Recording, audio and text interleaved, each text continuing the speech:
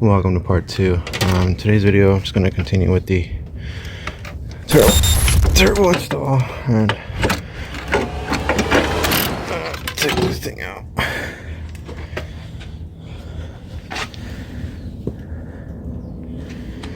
Alright, so as you can see, KL4,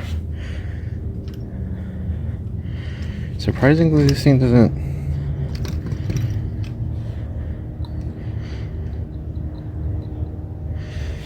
have too much side play. Up play has a little bit, but this little guy still kicks, so it's pretty sweet.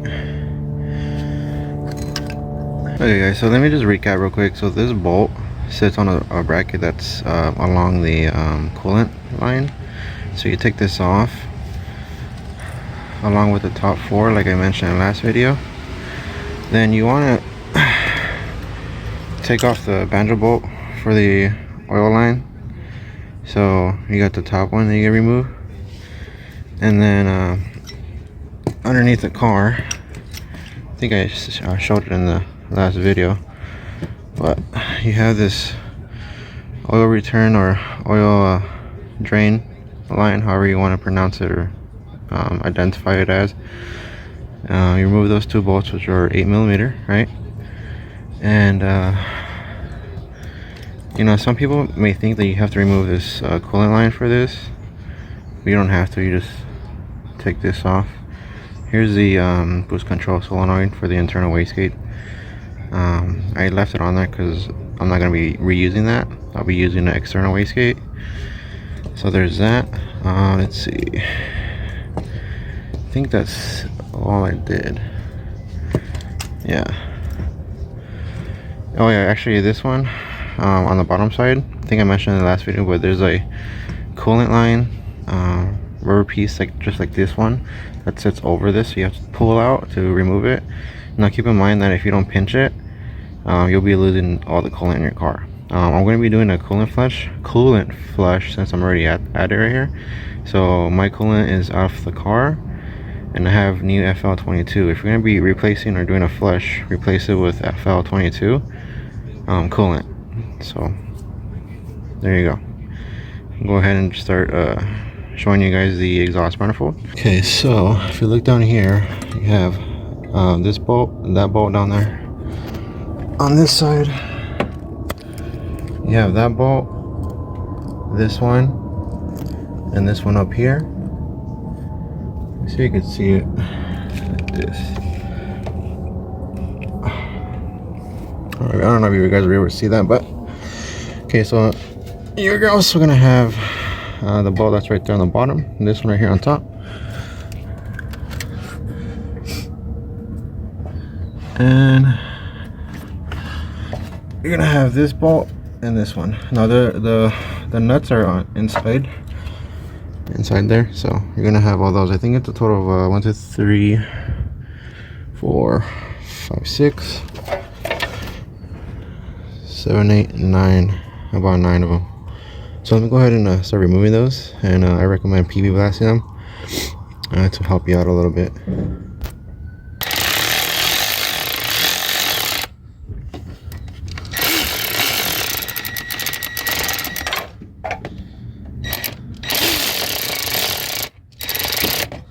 Guys, you guys could save for one of these. It's probably one of your bestest friends in this mechanic world,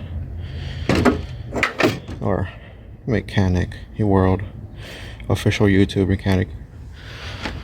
Anyways, I got most of the bolts off. Alright guys, so I have all the bolts off the exhaust manifold. So basically this is the way they are oriented in a way. So you have 1 2 3 4 5 6 7 8 9 bolts to remove. It's fairly simple. You just need to have your I have this long breaker bar with a ratcheting adapter, or not adapter, but it's a ratcheting breaker bar. I have this extendable 1/4 and the 3/8. I used a long socket. I didn't use a swivel, but I used like a small one. I was kind of like refitting the sizes to get the clearance to be able to put this on the nut. and then this is an extendable swivel based socket, so it gives you the ability to kind of move it. So let me go ahead and take out the exhaust manifold. Okay, so there's actually 10 of these things. So there's 1, 2, 3, 4, 5, 6, 7, 8, 9, 10. So there's one that sits on this side, there's this one, and there's one next to that. You can't really see it. So I think I mentioned there was 9, but there's actually 10. And this will be loose. I don't know if I definitely have to take off the these. I'll see in a second here. I'll let you guys know. The oil line has a bracket. Probably see the little light right there. That one right there. So this guy right there, I think it's an 8mm. Just by looking at it, so you got to remove that, and then you should be able to slide it off.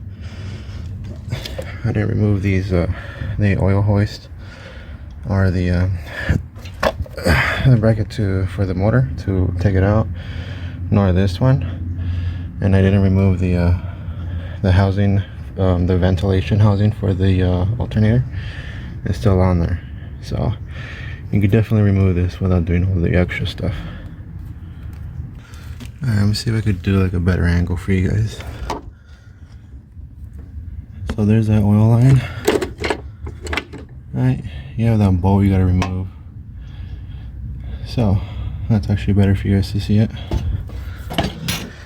This may or may not be heavy for you, but just keep in mind that it does have some weight. So for me, it's not that heavy, so I could take it out with one hand.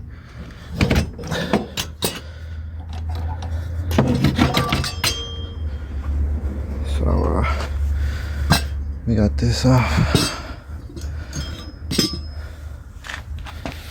So to give you more of an idea, since it's off the car, it sits like this, right? Have all these bolts. That bracket I was talking about is right there, and you have these. So you do have to remove the bolts for the top of the turbo.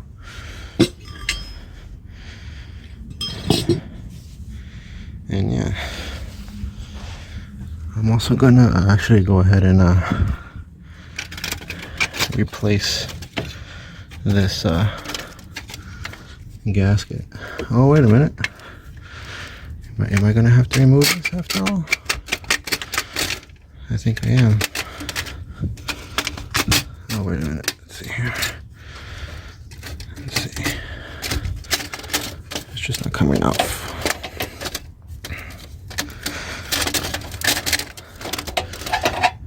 Yeah, so I'm gonna be replacing that gasket. Here's a new gasket. So I'm replacing that, and then the exhaust gasket as well. So if you're not familiar, this is from a company called Cork Sport. Now, I went with this one because it's made pretty well. I'm just gonna be honest with you. It's casted, and it's pretty nice. Now this is pretty heavy, so for the average person, you may not be able to lift this. You might need to have help. Or this might, hurt your back when you're leaning over. That being said, I am going to be running a stock flange on this setup. In the future, I do plan on going V-band, but the V-band's actually going on the Speed 6, so I have a V-band setup for that. So the Speed 6 will be running a similar setup, but you guys will see in the future. I'll be doing videos on that. Turbos right here. So you got that, and then you got the dump tube for the wastegate. And I've showed it before. I had the wastegate somewhere here.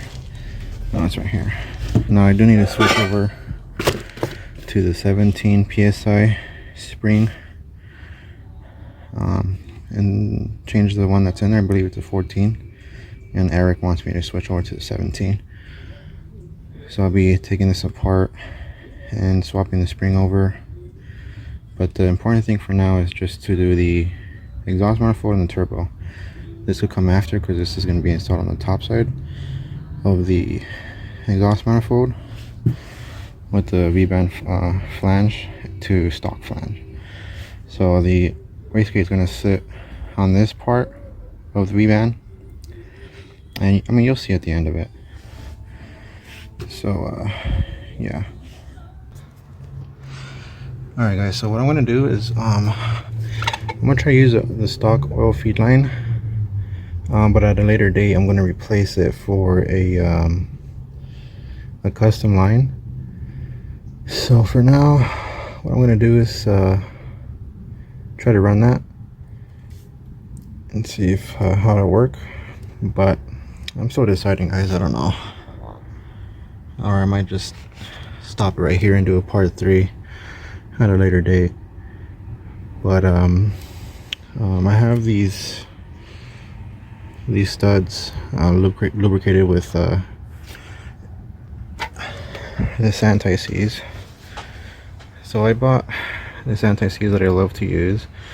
It's not the cheapest thing, but it works really well, and it's rated to protect up to 2500 degrees. So it's some good stuff, guys. I mean, it'll smell kind of funny, but it's really good stuff. Now onto the turbo. I might reuse the stock coolant line. I'm not sure yet. Gotta figure that out. And I already went ahead and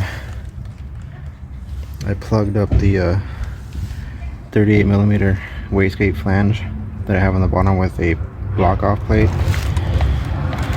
Then I have the line for the oil drain or oil return for the bottom already. I went ahead and put the line for the coolant for the EGR side, and yeah, this one's going to be the one that runs on the other side of the turbo. But I gotta figure that out because it's fitted kind of funky, because this hits the back of this.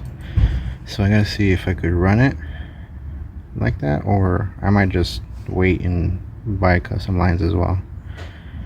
So yeah, gotta figure this out. But anyways, that's where I'm at. I'm gonna go ahead and just put the exhaust manifold on and see how that'll fit. This I'm not gonna be using. From my understanding is that it's used for speed sensor, but I don't need it. Alright guys, so this is gonna be the end of part 2. I'm gonna be doing a little bit of a custom line work. So I did some test fitting. Everything's looking pretty good so far, but if I do run into any issues, I will let you guys know, so you guys are aware what you may run into that you shouldn't be running into because you watched this video. So this is the end of part 2, so there'll be a part 3 on this install. Until next time, guys, well, let me show you what I did really quick. So I have these nuts, they're all on, right?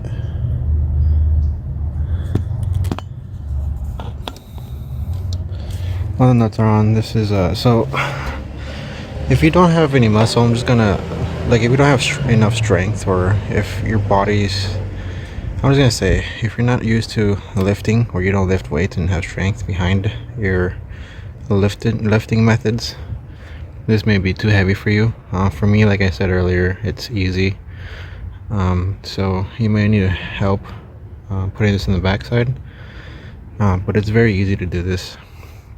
I didn't even remove these things that you can see. I just literally wiggled it around and it slid right in. So I might take it off. I just want to see the fitment, so I could get that inside. But before I do this, I gotta figure out the line issues. So there's that, and I might make a custom line for the oil free line here, and the line that I'm talking about on the turbo is a line that's for the coolant side that goes underneath of the turbo and connects to this piece. So I gotta look into a custom line for that as well, but we'll see here in part 3 what I end up doing with this. But so far it's looking pretty good. So if you guys are enjoying these part videos, you know, give it a like, let me know. I got some other things next year. I got a lot of plans for this car. It'll be putting in a lot of work, so yeah. And also I'll be doing a coolant flush as I mentioned earlier. So the coolant flush is going to be done. I'm also doing another oil change while I'm at it, and I'll be running a oil temperature sensor on the bottom side to complete my next gauge setup. So yeah. Alright guys, hopefully you guys will have a good day, and until next time, peace out.